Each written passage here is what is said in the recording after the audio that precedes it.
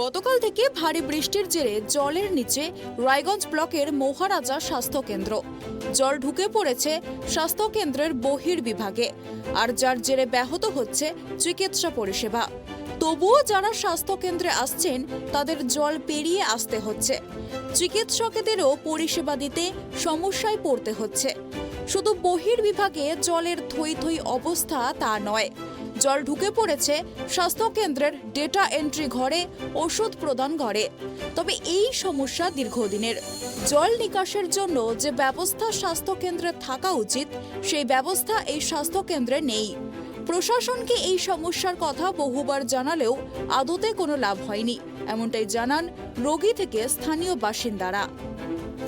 হ্যাঁ, হসপিটালে এসে জল দিচ্ছি, এটা তো সবসময় একটা অস্বাভাবিক পরিস্থিতি।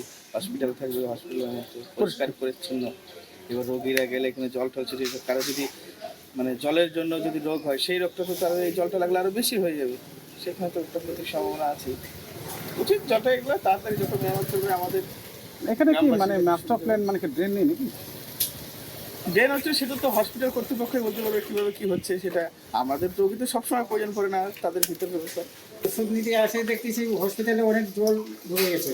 তো দেখছি রুমে জল ঢুকে গেছে, ওষুধপাতি ভিজে গেছে। এটাই এখন জল পার হয়ে আমাদেরকে আসতে হচ্ছে। এবার মানুষের অসুবিধা এটাই। ঠিক আছে, হ্যাঁ ড্রেনের ব্যবস্থা। হ্যাঁ, ড্রেনের ব্যবস্থা করতে হবে, করলে ভালো। অন্যদিকে এই বিষয় নিয়ে প্রশাসনের সাথে যোগাযোগ করা হলেও কারোর সাথে যোগাযোগ করা যায়নি। রায়গঞ্জ থেকে কুষাণ সরকারের রিপোর্ট, ট্রাইব টিভি।